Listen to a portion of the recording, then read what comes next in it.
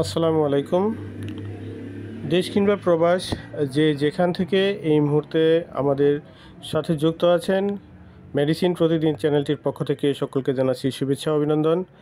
প্রিয় ভিউয়ার্স, প্রতিদিনই আমরা কোনো না কোনো মেডিসিনের রিভিউ নিয়ে উপস্থিত হই আপনাদের মাঝে। তারই ফলশ্রুতিতে আজকে একটি নতুন মেডিসিন নিয়ে উপস্থিত হয়েছি। দেখতেই পাচ্ছেন আজকে যে মেডিসিনটি নিয়ে কথা বলবো সেটি হচ্ছে অমিডন ডমপেরিডন সাসপেনশন।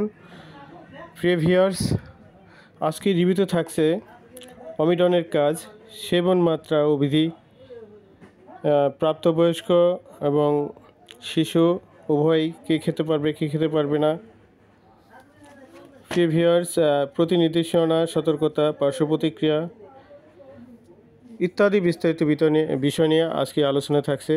সমস্তটা সময় জুড়ে সাথে থাকবেন সেই প্রত্যাশা রাখছি। প্রিয় ভিউয়ার্স, এর কাজ হচ্ছে অন্ত্রের সঞ্চারণ বৃদ্ধি, ডেকুর তোলা, পেট ভার, বদহজম, দুর্গন্ধযুক্ত বায়ু ছাড়া, বমি বমি ভাব, ক্ষুধামন্দা, খাদ্য অরুচি ইত্যাদি সমস্যা জনিত চিকিৎসায় ব্যবহৃত হয়ে থাকে। প্রিয় ভিউয়ার্স, ডমিডন সিরাপটি বাজারজাত করছে বাংলাদেশের স্বনামধন্য ওষুধ প্রস্তুতকারী প্রতিষ্ঠান ইনসেপ্টা ফার্মাসিউটিক্যালস লিমিটেড। 60 মিলি সাসপেনশনটির বাজার খুচরা মূল্য হচ্ছে 40 টাকা।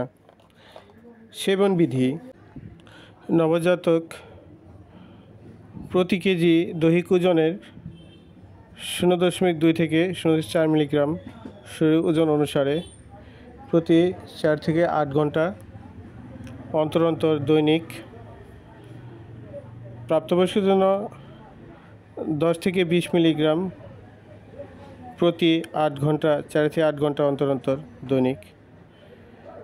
দ্রষ্টব্য: অমিডন ট্যাবলেট এবং সাসপেনশন খাবার 15 থেকে 30 মিনিট পূর্বে সেবন করা উচিত। হঠাৎ বমি শুরু বা বমি ভাবের জন্য সর্বোচ্চ 12 সপ্তাহ চিকিৎসা চালানো যেতে পারে। প্রিয় ভিউয়ার্স, অবশ্যই একজন রেজিস্টার্ড চিকিৎসকের পরামর্শক্রমে ওষুধ চালিয়ে যেতে হবে।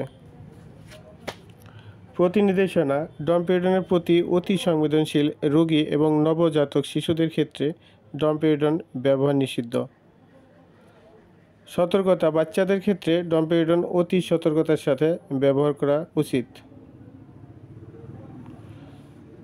প্রিয় ভিউয়ার্স, এর কারণ বাচ্চাদের ব্লাড ব্রেইন ব্যারিয়ারের অসম্পূর্ণ উন্নতির জন্য একটা পাইরামিডাল রিঅ্যাকশনের সম্ভাবনা বেশি থাকে। পার্শ্ব প্রতিক্রিয়া: কিছু পার্শ্ব প্রতিক্রিয়া দৃশ্যমান: মুখ শুষ্কতা, মাথা ব্যথা, নার্ভাস ভাব, ঝিমুনি, পাতলা পায়খানা, চুলকানি ইত্যাদি। গর্ভবতী মহিলার নির্দেশিত নয়। স্তন্যদানকারী মায়েদের দুগ্ধ নিঃসরণ বৃদ্ধি করতে পারে এবং জন্ম পরবর্তী স্তন্যদানে উৎসাহিত ঘটায়। মায়েদের দুগ্ধে অল্প পরিমাণে নিঃসারিত হয়। প্রিয় ভিউয়ার্স, আমাদের রিভিউটি ভালো লাগলে অবশ্যই লাইক এবং শেয়ারের পাশে থাকবেন। সর্বোপরি সকলের সুস্বাস্থ্য দিকে আমরা আরও কামনা করে আজকের রিভিউ থেকে বিদায় নিচ্ছি। সকলে ভালো থাকবেন। আল্লাহ হাফেজ।